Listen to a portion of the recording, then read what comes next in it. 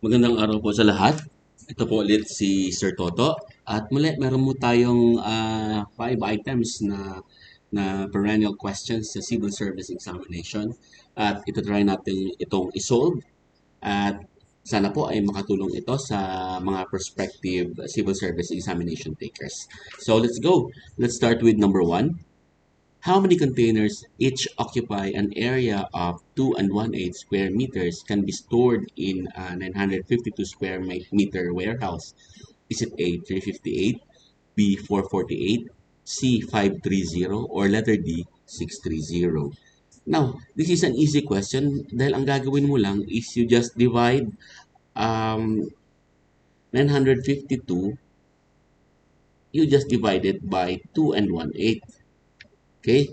Pero alam natin na many are having difficulty in solving involving fractions. So ang gagawin natin ay we have here a table na makakatulong sa inyo sa pag nakaharap kayo ng mga problems sa tulad nito. So, meron tayo ditong table of fractions to decimals to percentages. Ito, ang gagawin nyo lang is you just memorize this. Say for example, meron tayo ditong 1. This is 100% or 1 over 1 pagdating sa fraction. Next, we have 1 half. Pag 1 half yan, ibig sabihin 0.5 yan at saka 50% yan. Memorize nyo na lang. Pag 1/3, this is 0.333 or 33.3%, and so on. So dito, kapag na-memorize nyo ito, ay magiging madali sa inyo ang pag-solve ng mga problems involving fractions or mixed numbers. Dito ang hinahanap natin is 1/8 so that we can convert 2 and 1/8 into proper number, or I mean a whole number and a decimal. So ang 1/8 dito is equal to 0.125 or 12.5% pagdating naman sa percentage. So ang gagawin natin is we just divide 952 divided by 2, dahil ang 1/8 is 0.125, yung 0.125. Ngayon, pag nagdi-divide ka, para hindi ka mahirapan, tanggalin mo muna ang decimal place point here. So, you move this to 3 decimal places to write it 1, 2, 3. Okay, sa para 2,125 ang divisor mo. Next, ang gagawin mo ay magdadagdag ka rin dito ng 3 decimal places. So, we have here ilang zero ang idadagdag mo kung ilang places ka nag-move. So, we have here 1, 2, 3. So we have 952,000 divided by 2,125. Okay, so now you proceed to division. So you have here 9,520 divided by 2,125. You have here 4. So 4 times 5 is 0. Carry 2, that's 20. Carry to 4 times 2 is 8. Plus 2 is 0. Carry 1. 4 times 1 is 4 plus 5. 4 times 2 is 8. So, meron ka ditong 0, 2, 0, 1. Okay? 0, 2, 0, and 1. And then you add another 1 here, another 0. You bring down this 0 here. So, divided by 2, 1, 2, 5. It's also times 4. 4. Dahil makikita mo na kaagad sa choices kasi ang isa lang dito ang may 4. So, gagamitin mo yan para 4 ulit. 4 times 5 is 0, carry 2. Kopyahin mo na lang pala yung 8,500 sa taas. Dahil parehas naman sila. So you have here 0, 0, 12 minus 5. 12 minus 5 is 7. And then you have here 9. Dahil nag-borrow ka dito. 9 minus 8 is 1. Hindi na siya magiging 10. Kasi 10 siya kanina. Nag-borrow ka, so 9 na lang siya. Minus 1 pa, minus 8 pa is 1. So here 17,000. And then, try mo na rin ang 8 kasi yan lang naman ang 4, 4. So alam mo na kaagad. So 8 times 5 is 0. Carry 4. 8 times 2 is 16, 17, 18, 19, 20. Carry 2. 8 times 1 is 18. 8 plus 2 is 0. Carry 1. 8 times 2 is 16, 17. Okay? So there should be 448, 2 and 1/8 square meters that can be stored in a 952 square meter warehouse. So ang tamang sagot po dito ay letter B, 448. So we go to question number 2. Which of the factors below is the prime factor of 45? Is it A, 9 times 5, B, 3 times 3 times 5, letter C, 3 times 5 times 2, or letter D, 3 times 3 times 5 times 2? Pag kumukuha ka ng prime factors, gawa ka agad ng factor 3. So, ang gagawin mo dito, you put the number on top, you have here 45, tapos i-factor out mo siya. Kung maka-factor out mo siya sa 2, unahin mo. Kung hindi, sunod ka sa 3. Kung hindi naman, 5 naman, para mga prime numbers ang divisor mo. Okay? So here, ang 45, alam natin na hindi siya maka-factor sa 2, subukan natin sa 3. So 3, yes. Is 45 divisible by 3? Yes. Dahil ang 30 is divided by 3 is 10 and 15 of course is 5. So 15, this is 15. And then ulit naman sa 2, hindi naman 3, 3. 15 divided by 3 is 3 times 5. So ito na yung prime factorization ng 45. And that is letter B. Napakadali. Proceed tayo sa number 3. Number 3, which of the following sets of numbers can be sides of a right triangle? Okay, dito, dapat mong alalahanin kung paano ba ang formula ng, ng right triangle ay yung Pythagorean theorem na tinatawag. Yung the square of the hypotenuse is equal to the sum of the squares of the shorter sides. So, para mas madali, meron tayo dito. Kapag right angle yan, dapat ang c square is equal to a square plus b squared. Pag obtuse angle naman, dapat ang c square is greater than a square plus b square. Pag acute angle naman, mas maliit ang c square kumpara to the sum of a square plus b square. So, dahil ang gagamitin natin ay right angle, so, wala tayong magagawa dito but just to try its choice. So, subukan natin ang choice letter A, letter A. So, alam natin na ang longest is the hypotenuse. So, we have here 6 square is equal to 4 square plus 5 square. Pag nag-equal ito, ibig sabihin right triangle siya. 6 times 6 is 36 is equal to 4 times 4 is 16. 5 times 5 is 25. So, this is 36. This is 16 plus 25. 16 plus 25. This is 41.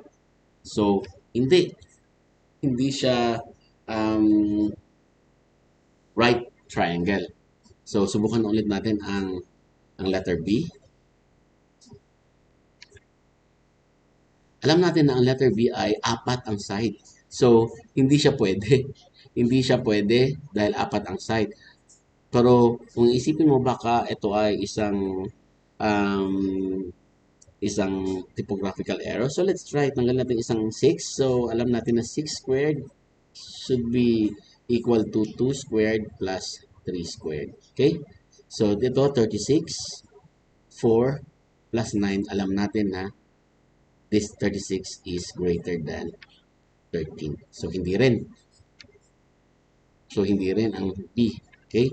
Hindi na muna ang A. Tanggalin natin to. And then, we proceed to letter C. Ito, alam natin na hindi rin to kasi 6 ang longest. So, this is 36 is equal to 3 squared plus 3 squared. Kasi 6 times 6 is 36. 36 is equal to 9 plus 9. 36 is greater than 18. Okay? So, mali din. Mali din ang choice. Okay? So, let's go to item D. Item D, 3 ang longest. So, therefore, we have here 3 squared is equal to 2 squared plus 2 squared. So, this is 3 squared is 9 is equal to 4 plus 4. So, 9 is greater than 4. So, actually, wala siyang tamang sagot. Walang tamang sagot dito. Pero, ganito po talaga ang question. Kinopya ko lang sa previous licensure examination. Kinopya ko lang. May great possibility na mayroong typographical error dito. Ang typographical error natin dito kasi ang usual na triangle according to Pythagorean triples is 3, 4, 5. Dito, kung titingnan mo ang choice number 1, andyan na yung 4 and 5. Tapos, kamali lang kasi imbes na 3, naging 6. Kasi kung iba ang pipiliin mo, napakalabo na maging right triangle yung iba. So, if I will answer this question, I will answer letter A. Alam ko mali, pero wala tayong magagawa but to solve and to answer. Okay? So, my recommendation is that kung ganito pa rin ang lumabas, answer letter A. Okay? So next, in a certain school, the ratio of boys to girls is 3 to 7. If there are 150 boys and girls in the school, how many boys are there? Is it A, 45, B, 105, C, 75, or letter D, 90? Now, this is a type of partitive proportion. May tatlo tayong uri ng proportion. May isang direct proportion, may inverse proportion, at isang partitive proportion. Okay? So, ito ay partitive proportion. So, how do you solve for partitive proportion? Dahil meron kang 3 is to 7, tapos na ratio, tapos meron kang 150 boys and girls. Okay? But sa partitive proportion, a part is is proportional to the whole. So, hanapin mo yung isang part. Let x first be, let x be one part. Okay? Para makapag-multiply ka. Okay, so if you're going to solve for this, you can do 3 dahil ang one part is x plus 7 x is equal, should be equal to 150. Okay? So 3x plus 7x, you can just add the 2. Meron kang 10x dito. You have here 150. And to find out x, divide by 10, divide by 10. This is cancelled. This is 15. So x is equal to 15. Okay? So alam mo na ngayon, ano bang hinahanap? The ratio of boys to girls. If there are 150 boys and girls, how many boys are there? Dito, boys to girls, kaya ang boys is 3. Okay? Ang girls ang 7. So, 3x is equal to 3 times 15. This is 3 times 15 is 45.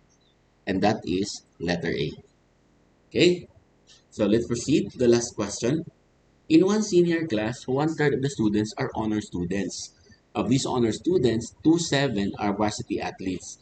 If there are 4 athletes in the class, how many students are there in the class? Is it A, 42, B, 52, C, 60, D, 84? Ang hindi mo alam dito ay kung ilan, how many students are there in the class. Okay? Are there in the class. Okay? Ilan ang kabuuang number ng students. Ang gagawin mo dito, let x first be total number of students. So, meron ka ditong x. Ano ba ang 1/3 ng x? Hindi mo alam. So, multiply mo muna. Tapos, ang sabi niya, of this, dahil 1/3 ang honor students, ayan. So, 1/3 ng x are honor students. And then, 1/7 ng honor students are varsity athletes. Pero meron kang 4. Pasensya na po, dahil Ilonggo, kung minsan nadudulas. Are 4 athletes in the class. How many students are there in the class? Madali lang to kasi multiplication of fractions to. Multiply mo lahat ng numerator. So, x times 1 times 2 is 2x. 3 times 7 is 21. So, this is equal to 4 over 1. Okay?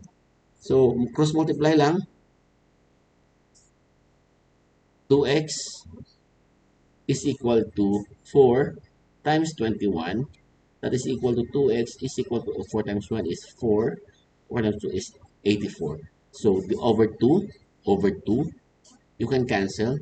This is equal to, x is equal to 42. And letter A is the correct answer. So, yan po. Nakapag-solve po tayo ng 5 item. At kung nagkakaroon po ng typographical error, subukan nyo pa rin po mag-solve at na yung pinakamalapit na lang. Dahil bibigyan pa rin po ng tama o mali during the checking ng inyong mga answers. So, I recommend yung pinakamalapit ang inyong isagot. Okay? So, until next video, thank you and see you.